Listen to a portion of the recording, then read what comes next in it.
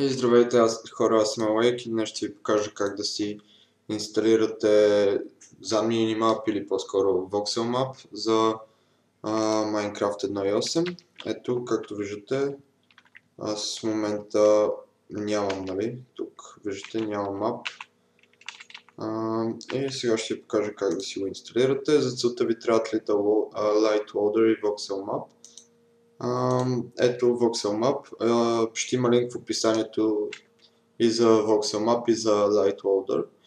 И на VoxelMap отивате малко по-надолу и теглите Download from Server 1, ето за 1.8 и го теглите от тук, това е за VoxelMap.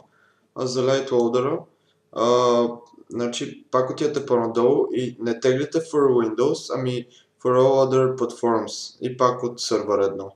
Задължително не го теглите за Windows, ами от долното.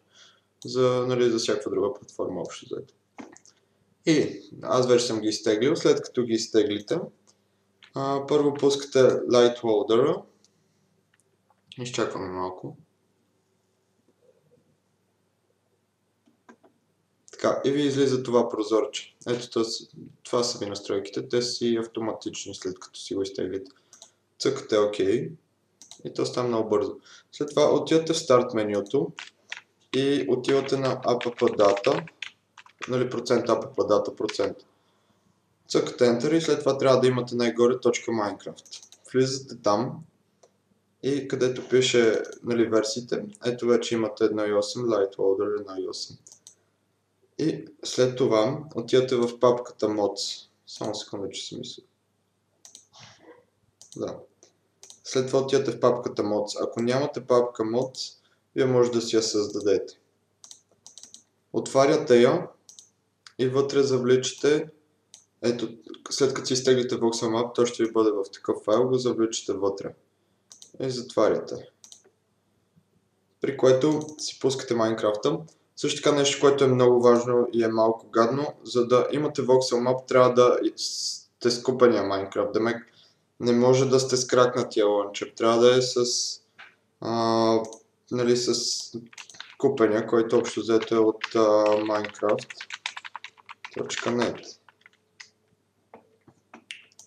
Ще има линки за тук. Той се тегли от ето тук, Minecraft for Windows, Download Minecraft Excel. От тук може да си изтеглите този лънчер.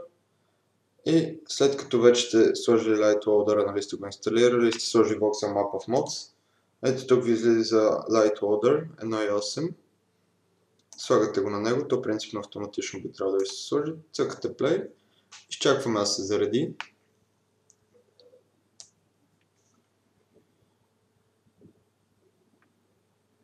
Все още чакаме да се зареди. Да.